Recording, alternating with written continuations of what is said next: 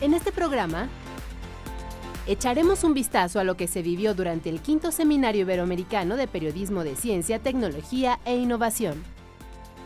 Descubriremos un mar de datos para conocer el trabajo de un grupo de periodistas y científicos del Golfo de California.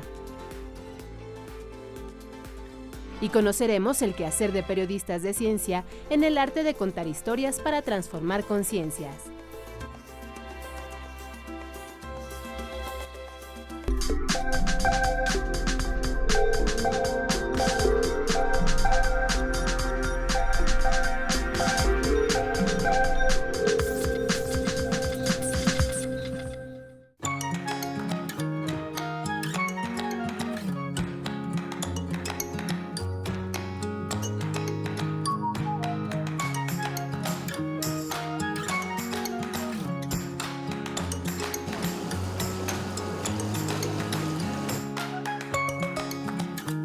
Bienvenidos a Factor Ciencia, yo soy Alejandro García Moreno y en esta ocasión me encuentro en la ciudad de Puebla, específicamente en el Complejo Cultural Universitario de la Benemérita Universidad Autónoma de Puebla, la UAP.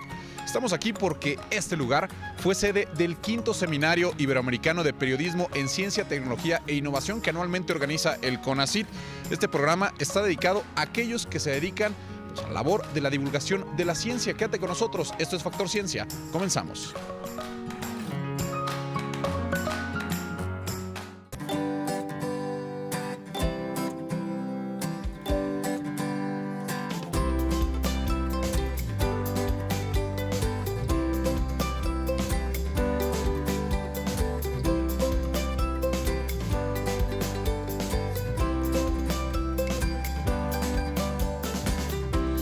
¿Alguna vez te has preguntado qué sucedería si científicos y periodistas se unen para trabajar?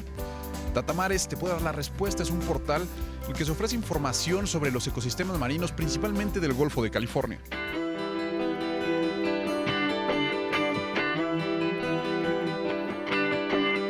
Un equipo de científicos y periodistas del Golfo de California unieron sus conocimientos para adentrarse en la mar, en una aventura que los ha llevado a construir el periodismo de ciencia. Un reto enorme que tenemos como científicos es que no nos enseñan a comunicar las cosas de manera sencilla. Todo es en gráficas y en fórmulas y algoritmos y demás. Y fue así que no se quedaron en las profundidades. Decidieron ir a las poblaciones, escuchar y trabajar con los pescadores para rescatar los ecosistemas marinos. Tuvimos una idea un poco fuera, no común en el ambiente científico, que es combinar lo que es la ciencia con el periodismo y encontrar una manera de involucrar a la comunidad, ¿no? Pensando que la comunidad empoderada nos va a ayudar a empujar temas de sustentabilidad y nos va a ayudar a mejorar la manera en que aprovechamos nuestros recursos naturales. Y el camarón aquí trabaja de noche, se va a las 5 de la tarde y viene llegando a las 7 de la mañana. Toda la noche trabaja. Pues que deberían de saber un poco más del todo el proceso que se lleva para poder llegar a ese platillo que se come la gente. De esta manera, hace 3 años nació Datamares, una plataforma digital para compartir investigación científica, difundir historias costeras y navegar por un mar de información. Las investigaciones publicadas son revisadas por otros especialistas para asegurar la validez de los temas, a los que se les da un tratamiento para su mejor comprensión. Datamares está abierto a todos. Si eres científico y te interesa explorar datos, a lo mejor buscar investigadores con quien pudieras estar colaborando, Datamares ofrece eso. Si eres a lo mejor un estudiante que está haciendo una tarea o que está tratando de decidirse si se quiere ir por las ciencias marinas o las biológicas, Datamares está ahí para dar esa oportunidad de explorar. En el portal, lo mismo se suben fotohistorias, material interactivo, mapas e infografías sobre temas del mar, su manejo y conservación. Atraer un tema que puede ser muy abstracto y muy complejo, aterrizarlo de una manera que alguien sienta esa conexión y diga, ok, ahora ya entiendo por qué debo de preocuparme por los bosques de manglar o por las pesquerías o por los arrecifes coralinos en el Caribe. Datamaris, un océano de posibilidades para el periodismo y la ciencia.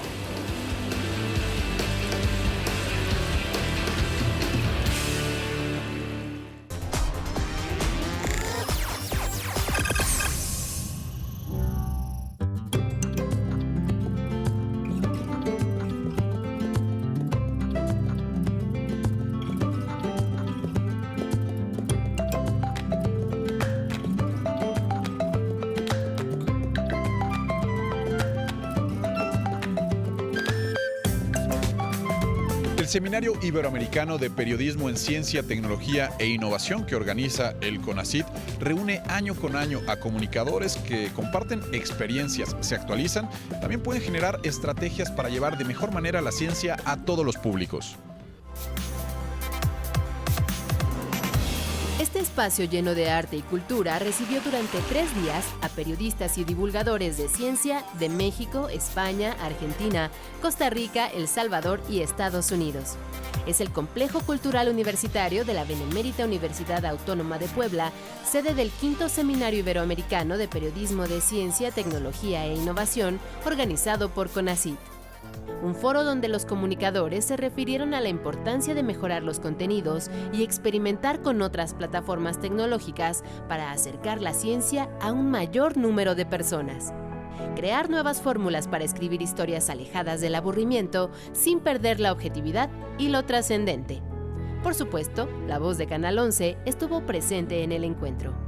Una de los retos que tenemos en general al momento de desarrollar este tipo de contenidos es ofrecer información que nutra, que sirva, que sea útil y que no sea solamente ese pequeño gustito, ese pequeño postre pues que se llega a considerar la información científica curiosa en los medios. Afirmaron que es fundamental el intercambio de conocimiento entre científicos y periodistas porque el trabajo de ambos se centra en investigar con rigor para descubrir la verdad. No hay duda que los comunicadores aprendemos de los científicos, pero la ciencia que no se difunde no existe. Las buenas historias se deben compartir y contar. Vamos a tener que seguir buscando nuevas herramientas para contar historias, tratar de involucrarnos justamente en estas nuevas narrativas, tratar de llegar a desarrollar cada vez historias memorables, que las personas verdaderamente se queden con ellas. El seminario culminó con la entrega del Premio CONACYT de Periodismo de Ciencia, Tecnología e Innovación 2017 a Iván Carrillo, Carlos Hernández, Hugo Garizurieta, Saraí Rangel y Jorge Alberto Ceja.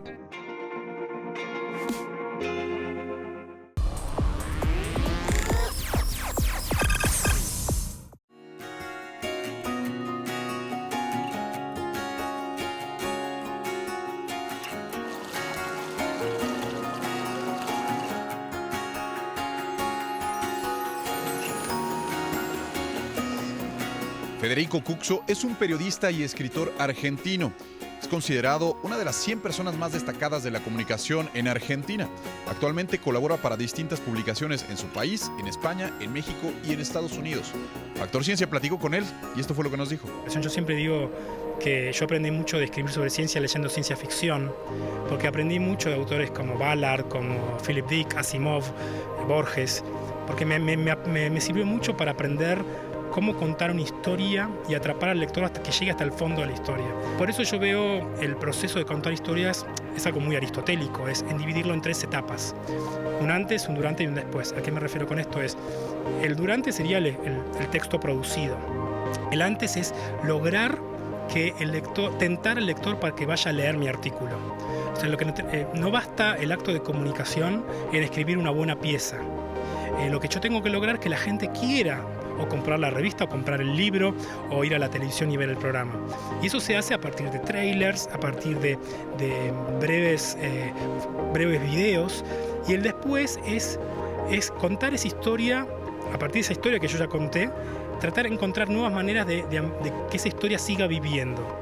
O sea, es como encontrar una nueva fase, porque una historia, como todo comunicador sabe, no se acaba en el momento de emisión. Todas las historias tienen como secuelas, así como uno ve una película y hay secuelas, 1, 2, 3, no sé, Rápido y Furioso, por ejemplo, que hay 9 versiones. Tratar de lograr eso con las historias, que las historias no se acaben en el momento de emisión. Entonces, ¿cómo lograr atrapar al lector, enamorar al lector con una historia? Y eso se desarrolla con técnicas, construyendo escenas y con temas interesantes, que me parece que la ciencia tiene un gran plus que logra interesar a cualquiera. El desafío es cómo hacer mostrarle al lector que son interesantes y que impactan en su vida, en mi vida cotidiana. Desde los lentes de contacto que tengo en este momento puestos, hay ciencia en todas partes. Mostrar que cualquier joven, cualquier adolescente puede ser científico y que también están abocados a resolver los problemas de la actualidad y de nuestras sociedades. O sea, no solamente importa la ciencia de países como Estados Unidos, sino cuál es la ciencia local, cuáles son los investigadores mexicanos, argentinos, latinoamericanos y qué están haciendo. La gente debería también sentirse orgullosa de los científicos, pero para sentirse orgullosa debería primero conocerlos.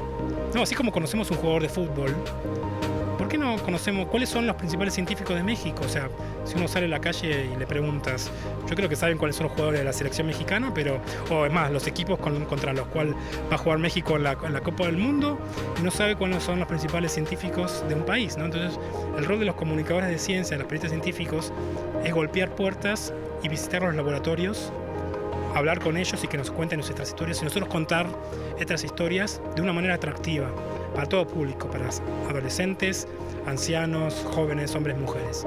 Entonces, en ese desafío está el contar la historia de nuevas maneras.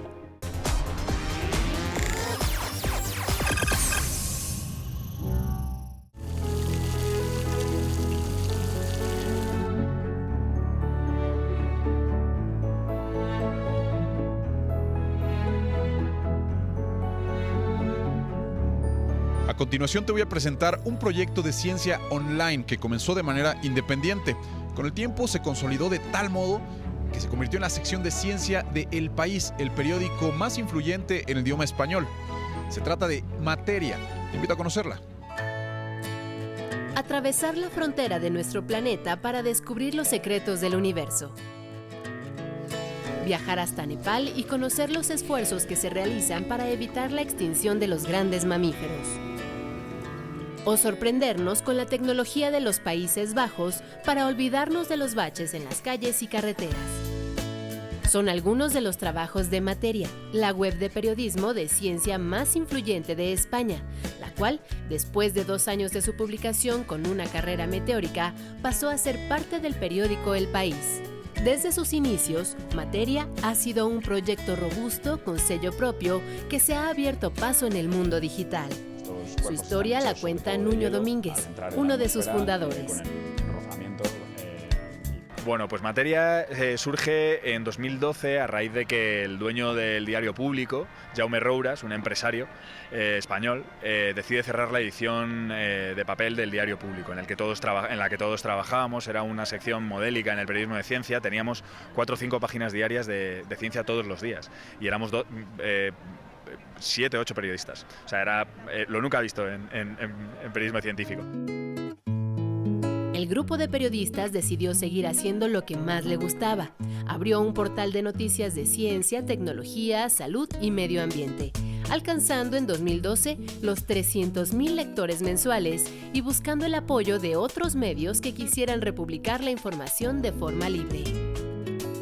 Entonces nos dimos a conocer por la forma de dar nuestros contenidos gratuitos a cualquier medio que le interesasen, solo con la única condición de que nos enlazasen y que mencionasen que la noticia venía como fuente de Materia. Y a raíz de estar así 2 años difíciles porque no teníamos mucho dinero, sí que conseguimos empezar a ingresar o a hacer proyectos con empresas que nos empezaron a dar ingresos y ya por fin convertirnos en la sección de ciencia del diario El País. La página online ha sido multipremiada. Cuenta con el apoyo de prestigiados investigadores y apuesta por el periodismo de ciencia para transformar conciencias. si desconocemos en qué se basan esas tecnologías, si desconocemos de lo que son capaces, cuáles son sus impactos, vamos a ser ciudadanos un poco menos libres y un poco más dirigibles, vamos a ser más controlables. Y esa yo creo que es una de las labores del periodismo científico, de informar, que la gente conozca cuáles son los fundamentos de las nuevas tecnologías que van a marcar de alguna forma el futuro a medio plazo, ¿no? Materia, el ejemplo ibérico de cómo la divulgación de la ciencia se puede convertir en parte de la cultura de un país.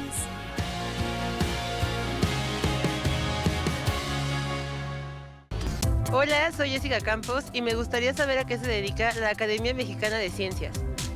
Bueno, la Academia Mexicana de Ciencias es una asociación independiente que agrupa a científicos de prestigiadas carreras y que trabajan en diversas instituciones de México y el país, y lo que hace la academia es agrupar a estos científicos que hoy en la actualidad son alrededor de 2.706 miembros. Bueno, es una comunidad pequeña, pero cuya calidad es realmente de competencia internacional, y uno lo ve en los trabajos, cuando tú tienes a investigadores que van y vienen y que están en intercambio con otros científicos y otros científicos reconocen la labor de los mexicanos. Digo, eso es más que una muestra de la calidad que se hace de investigación aquí en el país. Y tenemos alrededor de 11 premios Nobel en esta agrupación.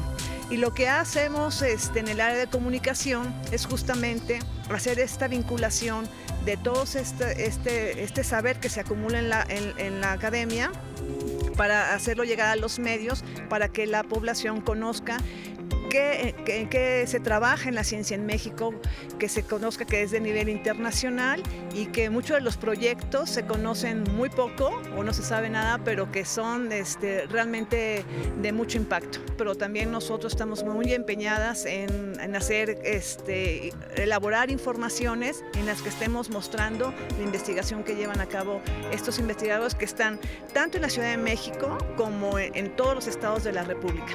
La academia congrega a 11 áreas del conocimiento que van desde las áreas exactas, pasa por la biología, ciencias de la salud, ingenierías, ciencias sociales y humanidades. Realmente el abanico que cubre la academia en las áreas de conocimiento es total. Y los miembros también, o sea, tenemos expertos y especialistas en todos estos temas y siempre tienen algo que decir.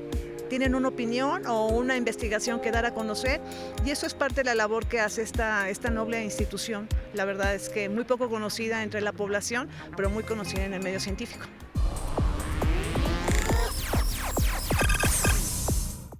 Un mito que hemos arrastrado durante generaciones es que la ciencia es compleja, abstracta y solamente para algunas mentes privilegiadas. El trabajo de los divulgadores de la ciencia es justamente ayudarnos a desechar estas ideas equivocadas, porque la ciencia, además de útil e interesante, puede ser bastante entretenida. Siempre me ha gustado ilustrar las cosas, entonces en mis apuntes de la escuela o cuando estaba aburrida, pues hacía dibujitos. Como también, además de la ciencia, me llamaba la atención y me sigue llamando la atención la divulgación de la ciencia, pues dije, ¿cómo juntar las dos cosas? Me gusta la ciencia, pero me gusta dibujar y me gusta platicar de lo que hago.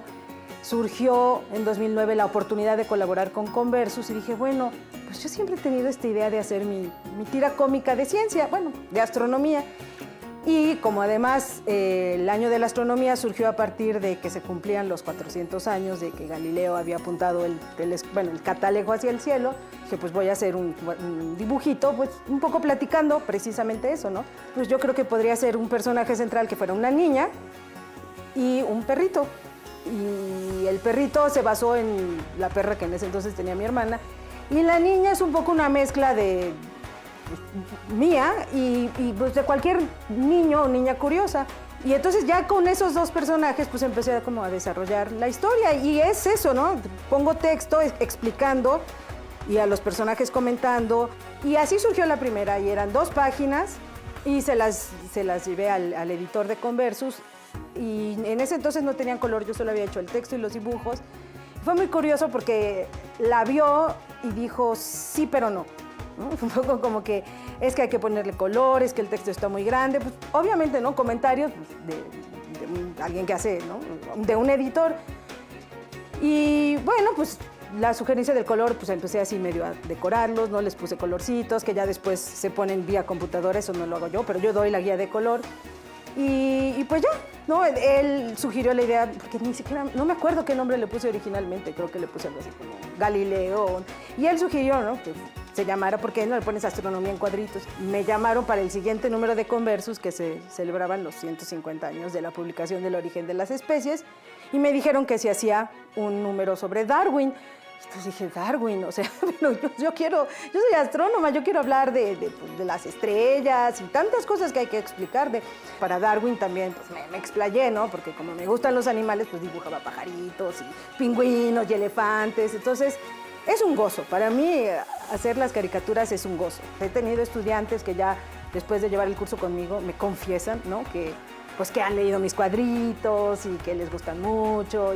Entonces, en ese sentido, pues, digamos que los cuadritos son como una extensión de algo que siempre he hecho, pero que por fin se cristaliza. Tanto la astronomía como la ciencia, uno no tiene que ser bueno ni en física, ni en matemáticas, ni en química, ni en biología para disfrutarlas. O sea, es como si uno dijera, si no puedes disfrutar el ballet si no puedes pararte en puntas. Es absurdo, ¿no? No, pues es que precisamente porque yo no me puedo parar en puntas, disfruto mucho ver a las bailarinas o disfruto mucho ver el ballet. O que te dijeran, no, pues no puedes ir a este museo a apreciar esta pintura porque pues, tú no sabes dibujar ni nada, ¿no? Entonces es lo mismo con la ciencia. No necesitas ser científico para disfrutarla. Y hay que perderle ese miedo. Y yo creo que pues, trabajos como los cuadritos y tantas otras cosas que se hacen en divulgación, eso es precisamente lo que buscan.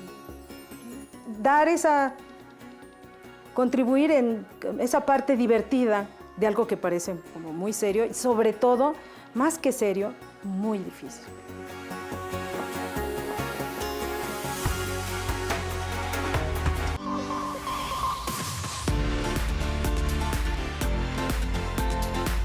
Continuamos en la Benemérita Universidad Autónoma de Puebla, pero ahora estamos en Ciudad Universitaria, en el Instituto de Física, ingeniero Luis Rivera Terrazas.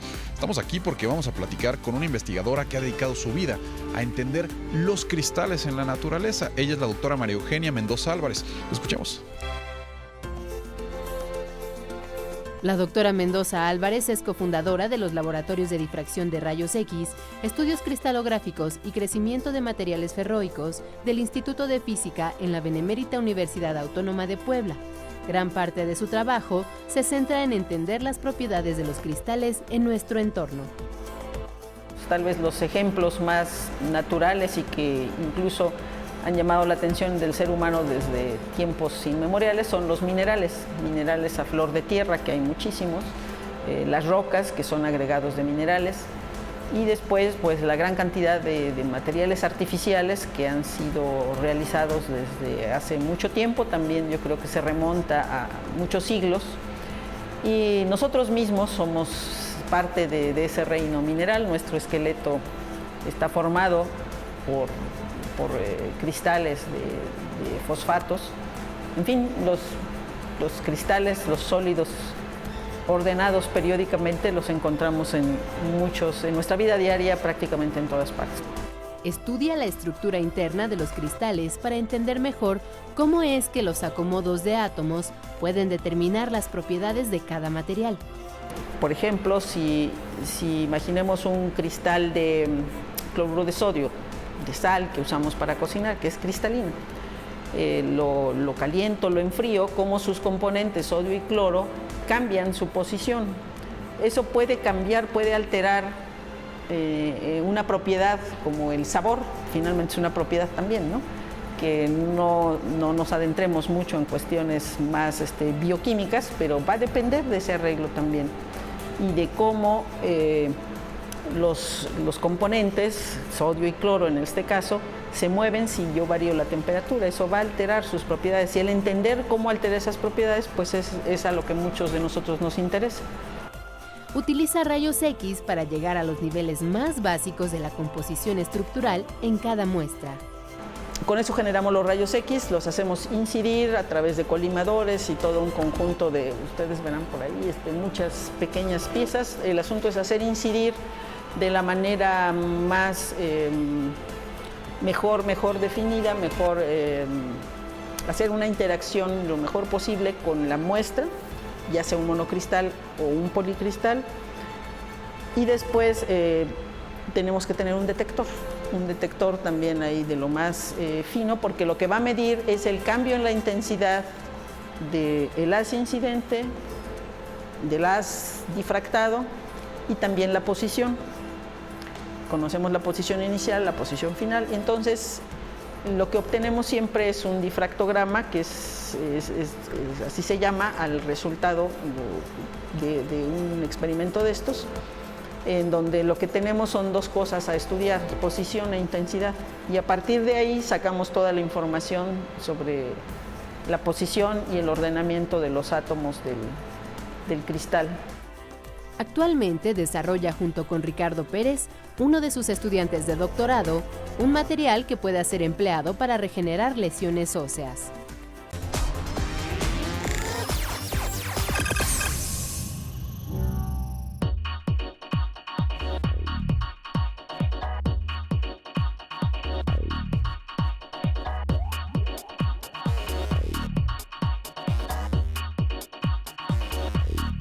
Espero que hayas disfrutado este programa que realizamos en la Benemérita Universidad Autónoma de Puebla y que hayas aprendido mucho sobre la divulgación del conocimiento científico. Yo te recuerdo que puedes seguirnos en Twitter, Facebook, visitar nuestro portal o descargar cualquiera de nuestros programas a través de iTunes. Y no olvides que seguimos investigando lo que ocurre en el mundo de la ciencia y la tecnología para llevarlo a tu pantalla. Yo soy Alejandro García Moreno y esto fue Factor Ciencia. Te espero la próxima semana.